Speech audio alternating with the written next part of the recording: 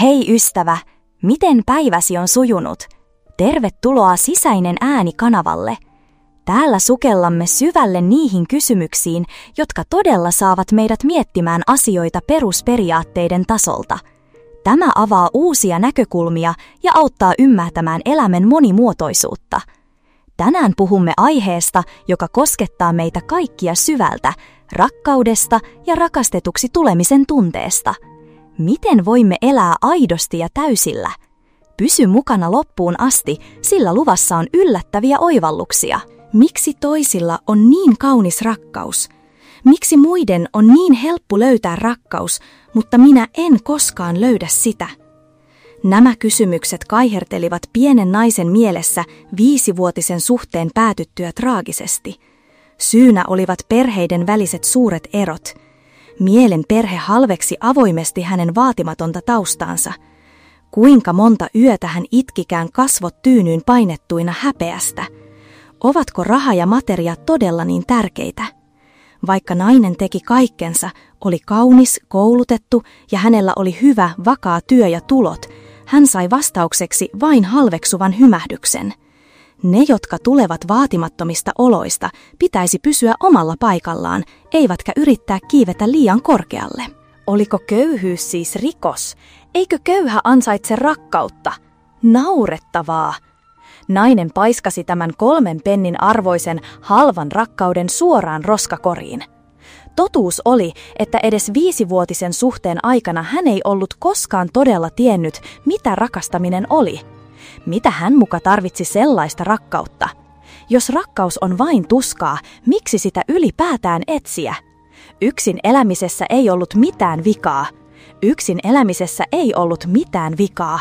Se oli helpompaa ja säästi sydäntä. Vaikka hän tiesi, ettei elämä voi olla ilman rakkautta, sen kokeminen oli ollut niin katkeraa. Hän oli todella vakuuttunut siitä, että kaunis rakkaus oli vain harvojen etuoikeus, eikä se koskaan tapahtuisi hänelle itselleen. Päivästä toiseen hän uppoutui työhönsä, huolehti itsestään, tuki vanhempiaan taloudellisesti, opetteli soittamaan uusia instrumentteja ja matkusteli silloin tällöin tutustuen uusiin paikkoihin. Ulkopuolelta katsoen hänen elämänsä oli täydellistä ja kadehdittavaa, mutta syvällä sisimmässään hän tunsi silti jotain tyhjää. Selvästi hän oli pärjännyt todella hyvin yksin eläessään. Työ, perhe, talous, terveys, kaikki oli kunnossa. Mutta miksi hänellä oli silti nevoton olo? Hän kertoi tunteistaan ystävälleen. Ystävä sanoi, en ole varma, mutta ehkä olet tähän tilaan joutunut siksi, että olet menettänyt kyvyn rakastaa ja tulla rakastetuksi. Miettikääpä, oletko joskus aiemmin kokenut jotain vastaavaa? Oletko joskus tuntenut itsesi täysin tyhjäksi, vaikka kaikki on ollut periaatteessa hyvin, elämässä ei ole ollut mitään vikaa, ihmiset ovat olleet mukavia, työssä ei ole ollut suuria muutoksia, mutta et vain ole tuntenut mitään? Onko mahdollista, että sinua ei ole rakastettu kunnolla pitkään aikaan? Jenny, se on selittänyt kirjassaan Tunne tulla rakastetuksi asian näin. Vasta kun tunnemme itsemme rakastetuiksi ja autamme toisia tuntemaan itsensä rakastetuiksi, pääsemme onnen lähteelle. Puhumme rakkaudesta usein yhtenä kokonaisuutena, mutta itse asiassa kestävä rakkaus sisältää 2 pääosaa: rakastamisen ja rakastetuksi tulemisen. Rakastaminen on sitä, kun istut ja ompelet huolellisesti korjausjäljen miehesi paitaan. Rakastetuksi tuleminen taas on sitä, kun miehesi paita repeää suureksi palaseksi, koska hän yritti kantaa lisälaatikon tavaraa ja kiirehti toimittamaan sen asiakkaalle, jotta ehtisi jonottaa ja ostaa sinulle lempiruokaasi. Rakastaminen on sitä, kun olet luonnostasi kömpälö, mutta yrität silti pitää kodin siistinä ja kutsuvana miehesi palatessa. Rakastaminen on kuuma, kotona valmistettu ateria, jonka olet valmistanut hänelle pitkän työpäivän jälkeen. Rakastetuksi tuleminen taas on sitä, kun hän syö ruokaa ja kehuu sitä ylistäen, se on halaus ja suudelma kiitokseksi siitä, että olet huolehtinut koko perheestä. Se on sitä, kun hän auttaa sinua siivoamaan eikä anna sinun tehdä kaikkea yksin. Rakastaminen on katseesi, joka seuraa miestä, joka yrittää taukoamatta tarjotakseen vaimolleen ja lapsilleen paremman elämän. Rakastetuksi tuleminen taas on hänen iloinen hymynsä ja käden heilautuksinsa vastauksena aina, kun katseenne kohtaavat. Mutta rakkaustarinat todellisuudessa eivät ole näin yksinkertaisia. Niiden ylläpitäminen vaatii vielä yhden elementin. Kuunnellaanpa seuraava tarina. Se oli ystävänpäivä ja tyttöystävällä oli ollut rankka päivä töissä. Kun hän saapui kotiin, hän näki poikaystävänsä istuvan siellä hiljaa ja mietteliäänä. Voi, olen niin väsynyt. Niin minäkin, työskentely on aina väsyttävää. Etkö voi välittää minusta yhtään, pomoni juuri haukkui minut. Niin minäkin sain eilen. Tänään vielä rengas puhkesi kaatosateessa. Mutta etkö sano mitään lohduttavaa? Olen ollut töissä koko päivän väsynyt, etkä edes sano yhtään mitään rakkaudellista. Tiedän, että pidät sellaisista sanoista, mutta en vain osaa sanoa niitä. Olet väsynyt. Syö ja mene nukkumaan ajoissa. Poikaystävä savai tämän ja meni makuuhuoneeseen. Tyttö purskahti itkuun loukkaantuneena. Myöhemmin hän kuitenkin huomasi, että poikaystävä oli pessyt pyykit, kuivannut ne, ostanut ruokaa jääkaappiin ja jättänyt hänelle pienen pizzan juuri hänen lempimakuisensa. Olemme kaikki jo liiankin tuttuja 5 rakkauden kielen käsitteestä, eikö totta?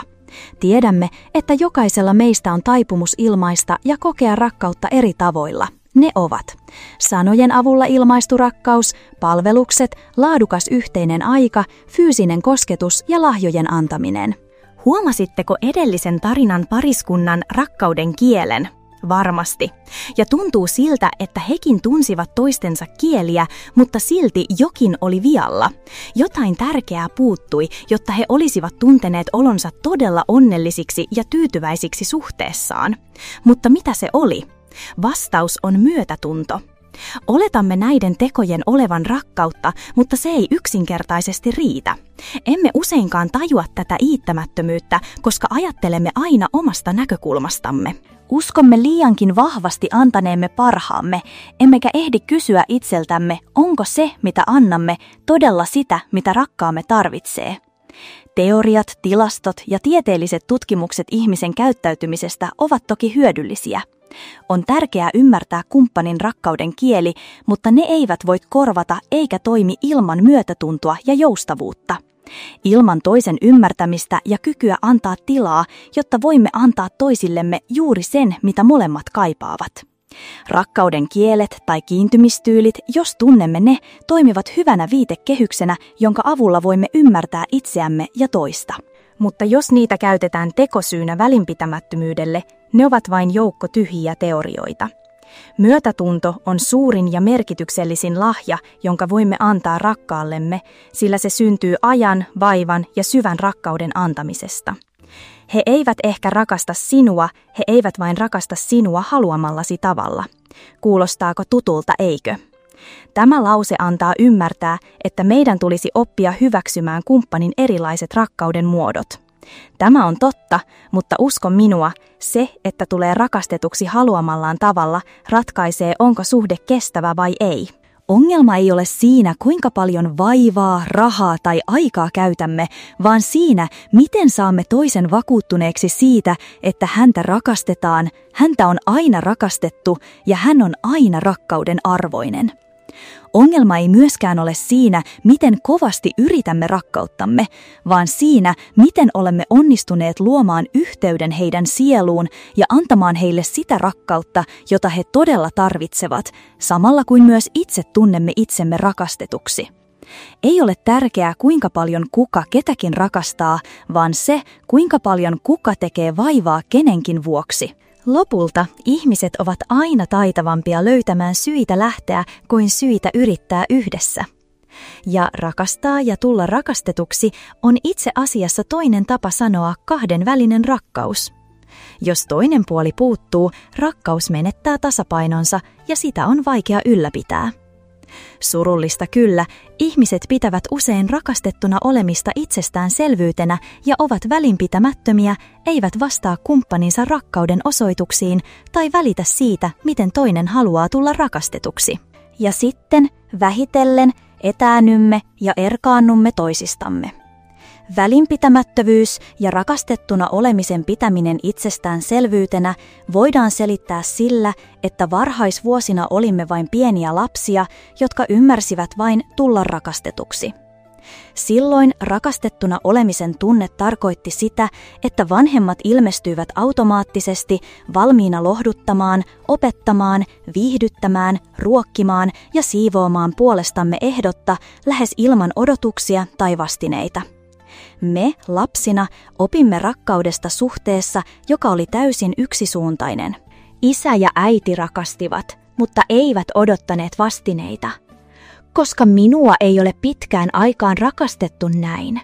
Joku huokaa, ei niin, että minua ei olisi rakastettu, vaan niin, etten ole koskaan tullut rakastetuksi. Mutta rakas kuulija, älä unohda, että rakkaudella on monia muotoja ja ilmenemistapoja. Älä unohda, kuinka paljon meitä rakastettiin vanhempiemme ja sukulaistemme taholta, kun olimme pieniä. Tässä epävarmassa aikuisiässä, kun ensi kertaa sanomme kaipaavamme rakkautta, haluamme itse asiassa tulla rakastetuksi samalla tavalla kuin vanhempamme meitä aikoinaan rakastivat. Haluamme kokea uudelleen sen tunteen, että meistä välitetään ja meitä hemmotellaan. Syvällä sisimmässämme kaipaamme aina jotakuta, joka ymmärtää, mitä haluamme, antaa meille sitä, mitä toivomme, on äärimmäisen kärsivällinen ja myötätuntoinen kanssamme, toimii epäitsekkäästi ja tekee kaiken paremmaksi. Kuten Haruki Murakami kerran sanoi, todellisuudessa sinulle sopivin ihminen on se, joka näkee lävitsesi, ymmärtää virheesi, ei välitä mistään muusta kuin on valmis pysymään rinnallasi, tapahtuipa mitä tahansa. Ei ole olemassa sellaista kuin täydellinen kumppani. Kaikki perustuu siihen, että kumpikin joustaa ja muuttuu. Tuhansien joukosta oikean ihmisen löytäminen on kohtalon johdatusta. Kymmenien välittämisen arvoisten joukosta se yksi, johon sydämesi todella kiinnittyy, on harkittua tarkoitusta. Mutta sitten on se yksi, kaikkien näiden kohtaamisten ja sydämen sykkeiden keskellä, se joka on aitoa rakkautta, vailla pohdintaa siitä, pitäisikö vai eikö. Se on puhdasta, syvää totuutta. Kuitenkin, käännetäänpä asiaa hetkeksi toisinpäin. Oletko koskaan kertonut kumppanillesi, miten haluat tulla rakastetuksi? Älä hätäile valittaa tai syyttää toista siitä, ettei hän anna sinulle sellaista rakkautta, jota toivot, sillä kaikilla ei ole riittävää hienotunteisuutta ymmärtääkseen täsmälleen, mitä haluat. Istukaa alas ja keskustelkaa vilpittömästi toistenne kanssa, jakakaa avoimesti toiveenne ja rakkauden kielenne ja kuunnelkaa myös kumppanianne. Mutta jos olet vilpittömästi kertonut ja yrittänyt kovasti rakastaa, mutta toinen osapuoli ei välitä, ei suostu tuntemaan myötätuntoa, ymmärtämään tai joustamaan antaakseen sinulle rakkautta haluamallasi tavalla, niin ehkä sinun olisi syytä harkita tunnetta uudelleen. Rakkaudella täyttynyt ihminen näkee rakkautta kaikkialla. Usko minua, taivas ei ole aina harmaa, vaan menneet surut saavat sinut joskus kieltämään ne siniset päivät. Jotkut löytävät rakkaudesta onnen, toiset tuskan, mutta olipa kyseessä tuska tai onni, ihmiset rakastavat aina. Rakkaus on olemassa juuri siksi, se tulee aina olemaan täällä ja siellä. Ihmiset eivät voi elää ilman rakkautta. On totta, ettei kaikki rakkaus ole täydellistä, eikä kaikkea rakkautta vastata rakkaudella. Jotkut rakkaudet syntyvät hiljaa, toiset päättyvät äänettömästi. Mutta minä uskon aina siihen, että rakastavat ihmiset löytävät toisensa ja hyvät ihmiset tapaavat heille sopivan kumppanin. Pelkästään se, että tietää rakastaneensa, rakastaa ja pystyy rakastamaan, on jo onnellisuutta. Jokainen meistä on rakastanut joskus elämässään. Tie on voinut viedä eteenpäin yhdessä tai erilleen ikuisesti. Mutta oli lopputulos mikä tahansa, kun matka päättyy, kannattaa iloita siitä, että antoi sydämensä kokonaan. 5 vuotta eron jälkeen tyttären nuoruudesta oli ehtinyt kadota jo vuosikymmen. Hän tapasi miehen, joka oli kuin auringonpaiste, jonka silmissä loisti lämmin hymy. Rakkaus oli niin hellää, että tyttö luuli uneksuvansa. Hän pelkäsi, ettei se kestäisi ikuisesti, että menneisyyden huonot kokemukset toistuisivat. koska hän ei ollut saanut tuntea sellaista rakkautta pitkään aikaan. Hän kysyi mieheltä yhä uudelleen, joka päivä, rakas, rakastatko sinä minua? Vaikka hän tiesi, että vaikka hän kysyisi 1000 kertaa, mies vastaisi aina lempeästi, kyllä, rakastan sinua paljon, hän silti kysyi. Hän halusi varmistuksen, ja joka kerta kun hän kuuli nuo sanat omin korvin, hänen sydämensä tyyntyi. Sinä päivänä, nähdessään tytön ymmärtäväisen ja aina huolestuneen ilmeen, mies otti hänet tiukasti syleilyynsä, silitti hänen hiuksiaan ja kuiskasi. Saanhan sinut edelleen tuntemaan olosi turvattomaksi, jos niin on, olen todella pahoillani. Mutta vakuutan sinulle, että rakkauteni sinua kohtaan on todellista. Monesti toivon, että olisimme tavanneet paljon aikaisemmin. Mutta ei se mitään, tapasimme hieman myöhässä, mutta se on silti onni. Tyttö käpärtyi häntä vasten, korva painettuna miehen rintaan kuunnellen sykettä, 2 sydäntä sulautuneena yhdeksi. En ole koskaan aiemmin uskaltanut uskoa, että voisin tulla näin rakastetuksi. En ole kertaakaan uskaltanut kuvitella, että joku saapuisi elämääni mukanaan laukullinen rakkautta, täynnä lempeyttä ja hellyyttä. En ole koskaan kokenut asioiden olevan näin helppoja, mieleni on keventynyt ihmeellisellä tavalla. Olin aina kyllästynyt muiden tyhjiin lohdutuksiin ja epäilin rakkautta. Mutta nyt nämä kauniit asiat ovat totta. Vaikka tapasimmekin hieman myöhään, olen todella onnellinen, että tapasimme. Rakkaat ystävät, tänä maaliskuussa Sisäinen ääni julkaisee esikoiskirjansa, jolla on sama nimi kuin kanavallamme. Se on ollut pitkä matka, todella ihmeellinen seikkailu. Tämä matka on opettanut minulle niin paljon ja olen varma, että tulevaisuudessa minun täytyy oppia vielä paljon lisää. Mutta joka tapauksessa tämä on ikimuistoinen virstantölväs, eikö totta? Kuten nimestä voi päätellä, tämä Sisäinen äänikirja on sarja kysymyksiä, joita lapsi vielä esittää itselleen matkallaan vyytääkseen oman minuutensa. Toivon, että nämä kysymykset voivat auttaa ratkaisemaan joitakin teidän mieltänne askarruttavia asioita. Kirja on nyt saatavilla koko maassa, joten tulkaahan hakemaan se kotiin. Kiitos, että pysyitte mukanani aivan loppuun asti. Jos löysit tästä videosta jotain hyödyllistä tai oivalluksia herättävää, muista painaa tykkään-nappia, tilata kanavamme Sisäinen ääni ja jakaa tämä video ystävillesi. Kerro kommenteissa, mitä ajatuksia tämä herätti sinussa. Olen kiitollinen jokaisesta kommentista ja odotan innolla keskustelua kanssanne.